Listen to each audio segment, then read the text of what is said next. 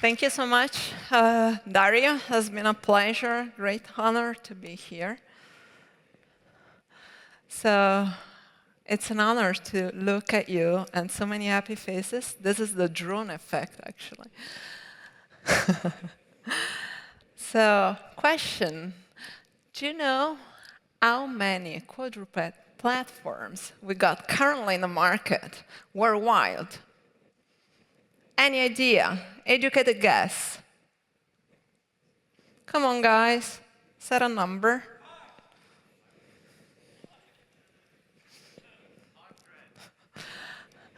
Actually, we've got something like 30 models of robotic platforms, mobile platforms, quadrupeds, and most of the market share is held by Far East. Those platforms are fantastic. Over the years, we actually recognize a massive progress in terms of mechanical evolution, mechatronics robustness, and we are well aware of that. And it's almost kind of painful look at this struggling, our robots. Together with mechatronics evolution, we've got an unprecedented solutions of control. Control that can be model-based, control that can be AI-triggered, and actually hybrid platforms. Here, we're close to Sion. That is a fantastic landscape. But somewhere underneath Earth, there's still people facing very, very unsettling working condition. This is a typical application for our environment, and that is exactly the place where we would like not to have people exposed to danger. Can robots actually support us in that? Sure, it's possible. But how? This is the very question. Ladies and gentlemen, please let me introduce you Grace, and give an applause to my colleagues Pietro Gidardi and Simone Sabadini, who are actually leading the team in mobile platforms. Thank you so much to my team being here and supporting us in this massive demo.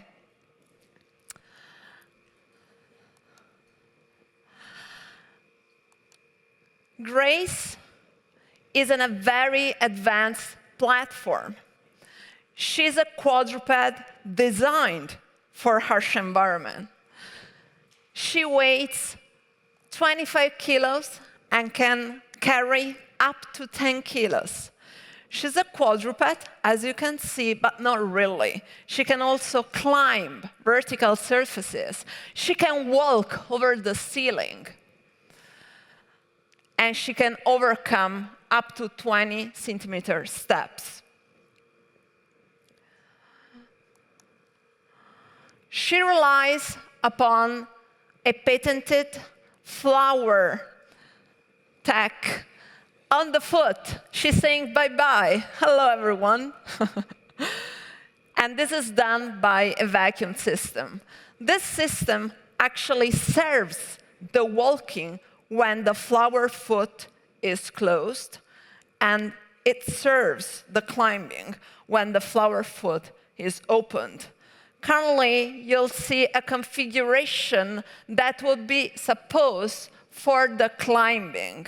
And this is why it's not really a quadruped setup, but it's more, a spider gate.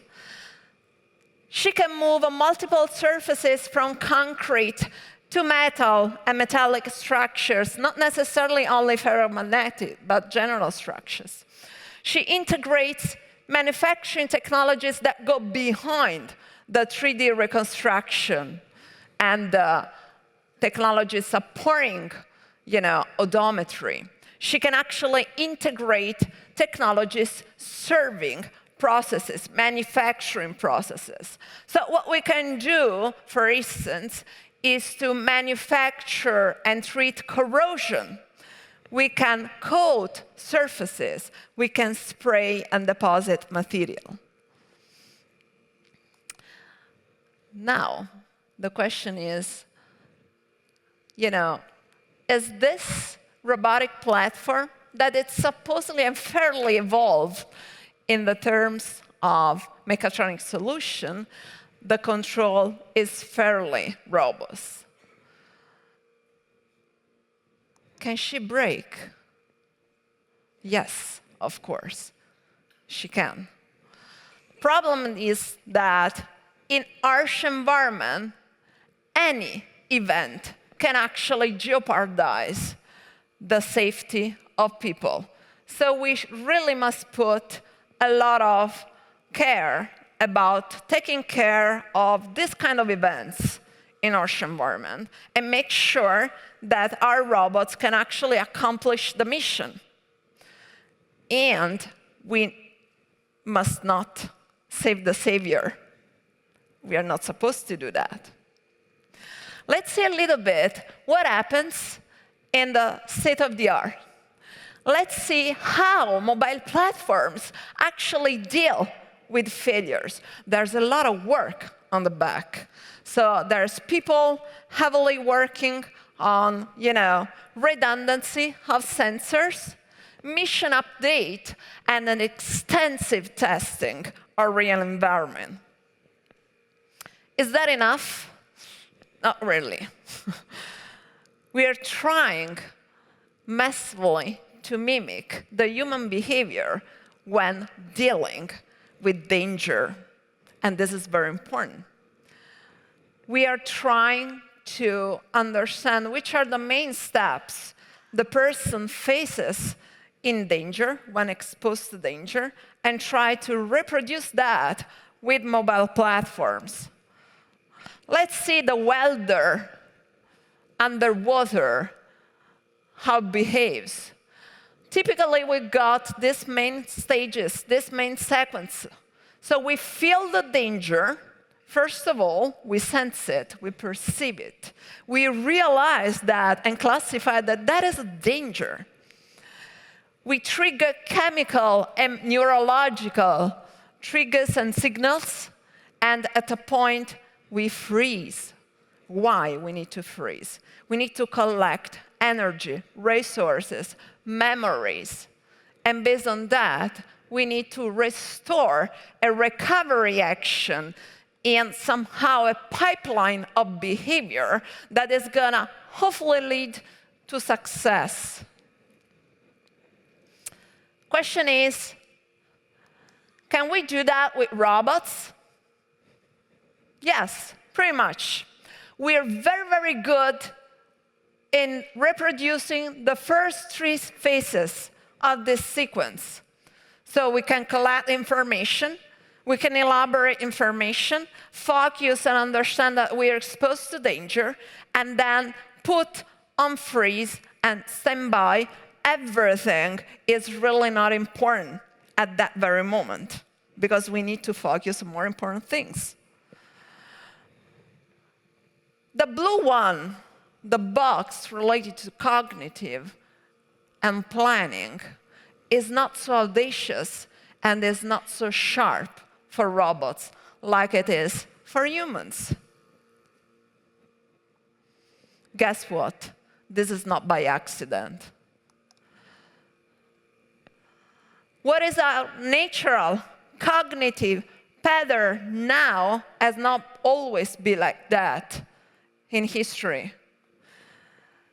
This very sequence that we saw before is actually a result of years of evolution.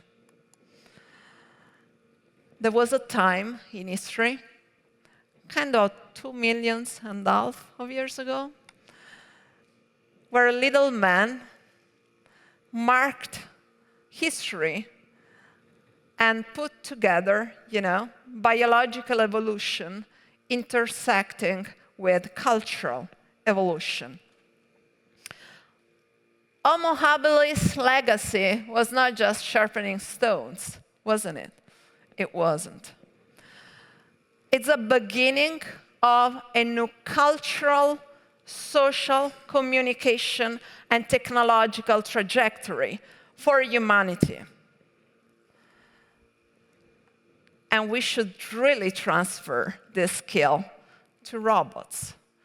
We should talk robot abilities. Grace can definitely fail. For sure, we're in harsh environment. We are not naive. She can fail. She can get stuck somewhere.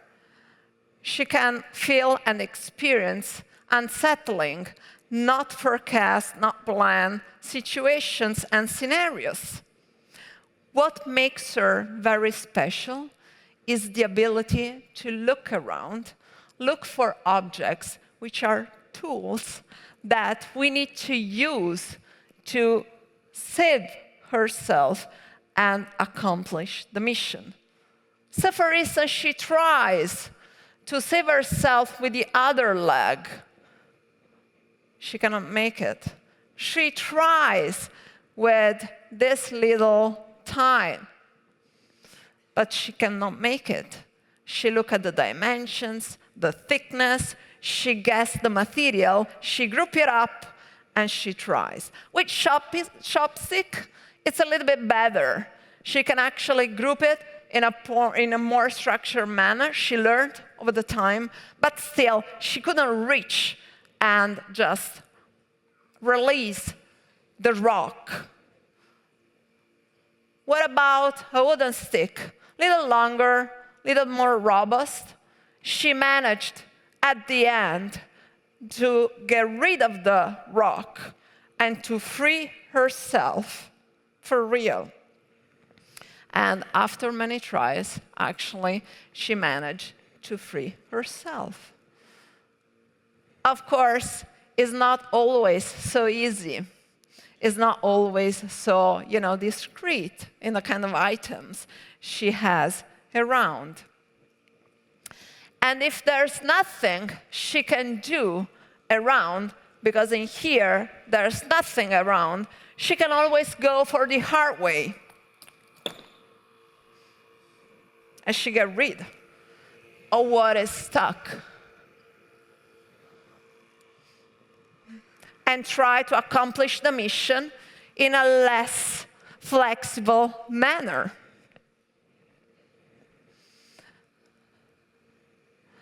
We're opening a new chapter in robotics.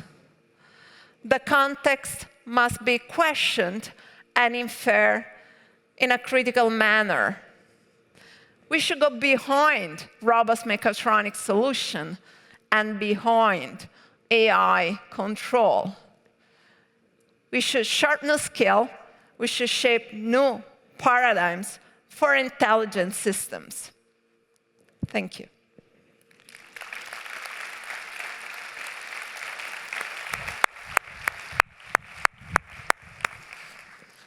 Thank you very much, Anna. So, okay, the pad is off. Let's see if we can activate it. Great, thank you.